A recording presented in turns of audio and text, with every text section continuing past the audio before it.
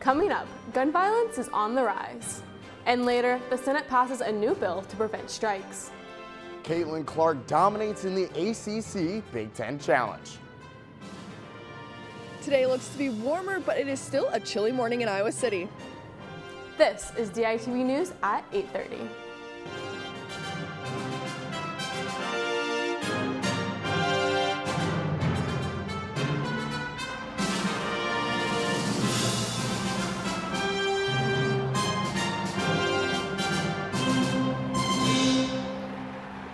Good morning. We are live on the DailyIowan.com and KROI 89.7 FM. I'm Reagan Wilson.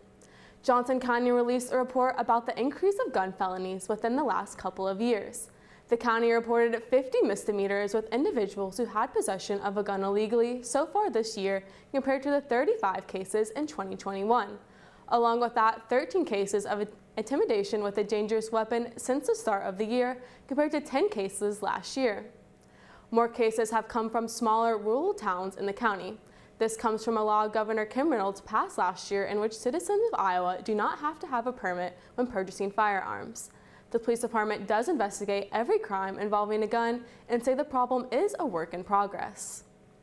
Gun violence across the country has increased, as well as there have been 611 mass shootings this year. And Iowa City junior high and high school students wanted to take action against the gun violence. Students staged a walkout yesterday. Students organized the protest after the last shooting last month in Colorado at an LGBTQ+ nightclub. Over 50 students walked out yesterday morning to head to the Pentecrest on the UI campus. The students read off the names of the victims of the Colorado shootings, shared their own fears, and others stated additional stats on deaths and occurrences of the shootings across the U.S. The White House said on Tuesday that the suspension of student loan payments would now last until February of 2023.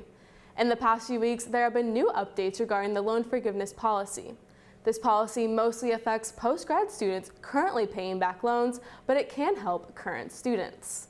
It does help current students because if you have loans that would normally accrue interest, like an unsubsidized or a parent plus loan, that's not going to build interest for another 6 months. The student loan forgiveness policy was put into place early 2022. The Biden administration created a plan to reduce the student debt crisis, but it did not pass with the support of Congress involved, and it did not end up passing through the courts. The court is still under deliberation on what to do regarding student loans. They will make their final decision early next year.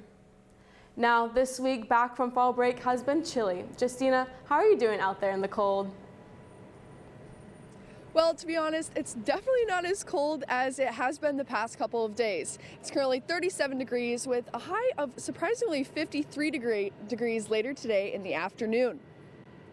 But looking to tonight, it will get down to 16 degrees. And let's just say it would be smart to bring some gloves today. Looking to tonight, it will be 16 degrees, but Saturday it will also be completely below freezing, however, with sunny skies.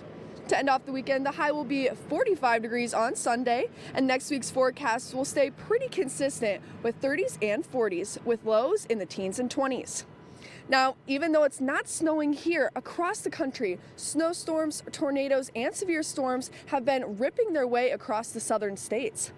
Dozens of tornadoes swept the southern states the past couple of days, initially starting in Texas on Wednesday. Two were found dead after a tornado hit a small town near Montgomery, Alabama. The severe weather front continued to Florida and trailed all through the southern states along the way. Now, communities work to clean up the houses, trees, and damaged property. For us in Iowa City, we're not looking to see a snowstorm anytime soon in the further weeks, but I guess we'll see as we continue through December. Back to you in the studio, Reagan. Yesterday was Worldwide AIDS Day.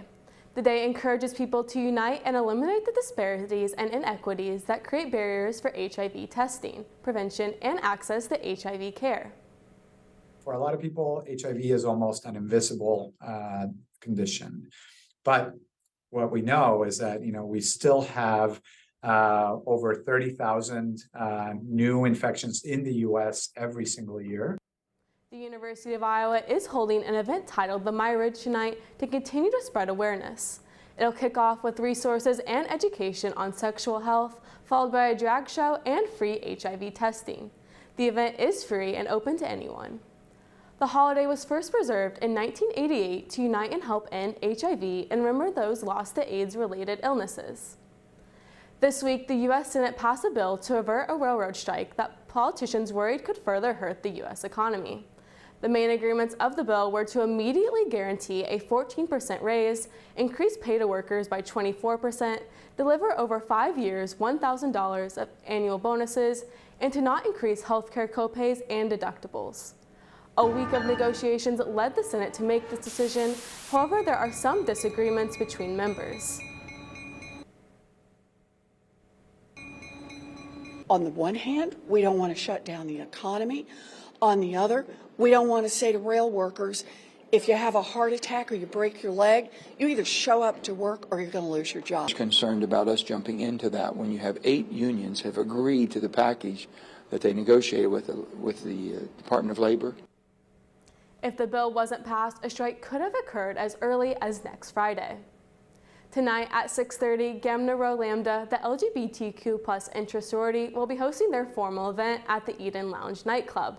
Unlike most sorority formals, this event will be open to the public.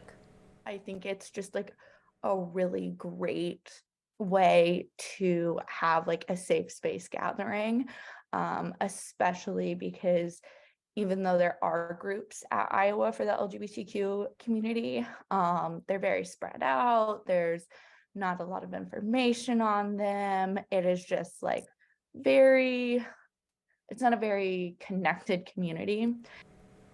The sorority will donate all of their proceeds from this event to the Trevor Project, a charity that provides crisis support for LGBTQ+ youth. To find out more about this event or to RSVP, contact event coordinator Ellis Gaggs at the number provided below.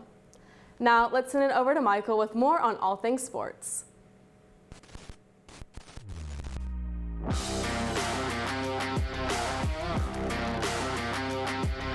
Thanks, Reagan. And the Iowa women's basketball team had a grueling matchup against the 12th ranked NC State Wolfpack. DITV sports reporter Ethan Brander has more on the top ranked matchup in Carver Hawkeye Arena. 45 for number 22. Caitlin Clark showed why she is seen by most as the #1 player in the nation. Unfortunately, it was not enough to catch that dub. The Hawkeyes star guard scored an unbelievable 55% of the Hawkeyes' points tonight, going 16 for 28. The rest of the team was stagnant. Iowa only had one other player on the night score more than 10 points, with McKenna Warnock putting up 15. Caitlin Clark, I don't know if I've ever seen anything like that. It was unbelievable. And, our kids, though, again, I thought did a pretty good job. That's what's scary.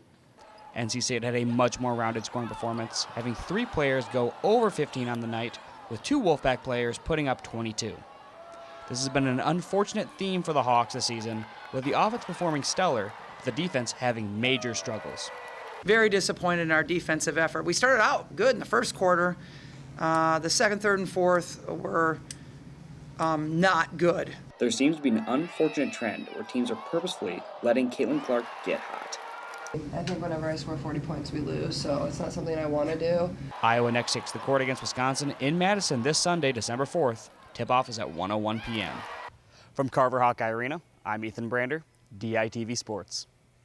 And Iowa earned the right to have the label as tight end university. The senior tight end Sam Laporta was named the Big Ten Tight End of the Year.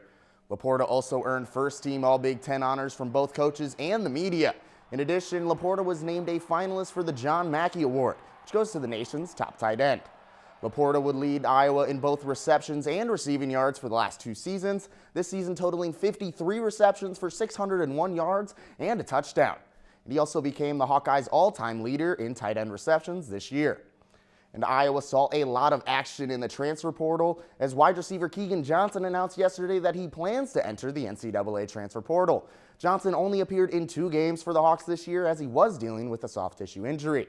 He was the leading receiver for Iowa in 2021 season, though, as a true freshman. He would thank the University of Iowa and the Iowa City community in a statement on Twitter and said, quote, "I have made memories that will last forever, and I've created bonds I will always cherish." That being said, at this time, I am announcing that I will enter the transfer portal, end quote.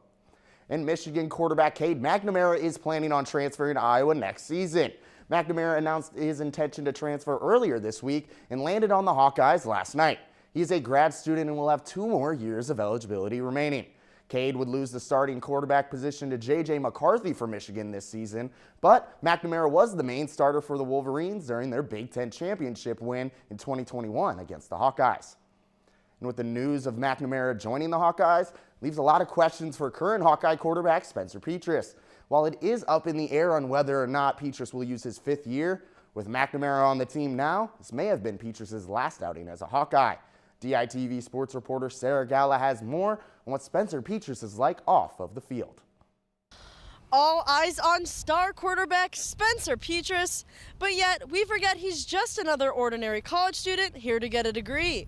Before his claim to fame in Iowa City, he lived in San Rafael, California, and truly enjoyed his time living there.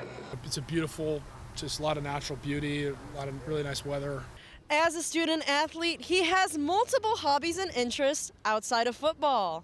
I play the guitar here and there. I like to play MLB The Show, my roommate's video game. Spencer majored in entrepreneurial health science and graduated back in the year of 2021. He is now currently pursuing a master's degree. Looking forward in his life path, Spencer has definitely made his mind up on what type of career he wants to pursue. I'm leaning towards coaching. I don't see myself doing anything else right now. Being a student and to be in this college ambiance is something Petras is truly grateful for. I love it. I do love Iowa City. It's a great town. And Petras and the rest of the team have a bowl game coming up. Be sure to tune back in to hear how the game goes. From Kinnick Stadium, I'm Sarah Galla, DITV Sports. And the 2nd-ranked Iowa wrestling team will host the 7th-ranked Iowa State Cyclones for the annual Iowa Corn Cy-Hawk Series matchup Sunday in Iowa City. The Hawks are coming off of a home duel win against Penn, and the Cyclones' last victory was a shutout victory against Grandview. 4 Cyclones will also come into this matchup as champions of the Cyclone Open from last Saturday. The Hawkeyes will lean on Jacob Warner, Tony Cassiope, and Max Murrin, along with the latest Big Ten Wrestler of the Week, Kobe Seabrick. And he has been on a roll lately as his 4-minute pin over Penn's 10th-ranked Anthony Artelona was the highest-ranked victory in his career. Extremely weird to watch wrestle. You know, he doesn't wrestle in a very conventional way, super unorthodox, so that's exciting to watch. The bottom line is when you do that and you show up on the mat and you perform and you do the things that you train yourself to do, you can write your own story. Both teams have come out the gate on fire, but only one will be able to bring the Dan Gable Trophy home. And Sunday at 1:30 p.m., we will find out exactly who. And the FIFA World Cup continued yesterday with the conclusions of Groups F and E. Japan shocked Spain 2-1 in order to win Group E, and despite beating Costa Rica 4-2 yesterday, Germany crashed out of the group stages for the 2nd straight World Cup. And Morocco defeated Canada 2-1 to win Group F for the first time since 1986.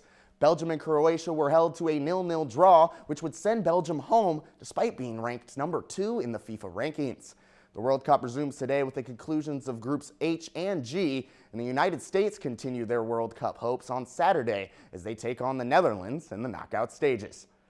Come back Monday for all the latest on everything Hawkeye sports. Be sure to check out the Daily Iowan website for updates posted throughout the week. Back to you, Reagan. Thanks, Michael. On Tuesday, the U.S. Capitol kicked off their Christmas festivities with the lighting of the Christmas tree on the west front lawn of the White House. Speaker of the House, Nancy Pelosi, lit the 78-foot-tall red spruce tree, which will remain lit every night until the new year. In addition to a fabulous lights display, the tree is also decorated with thousands of ornaments from North Carolina, residents acting as a tribute to the tree's home state.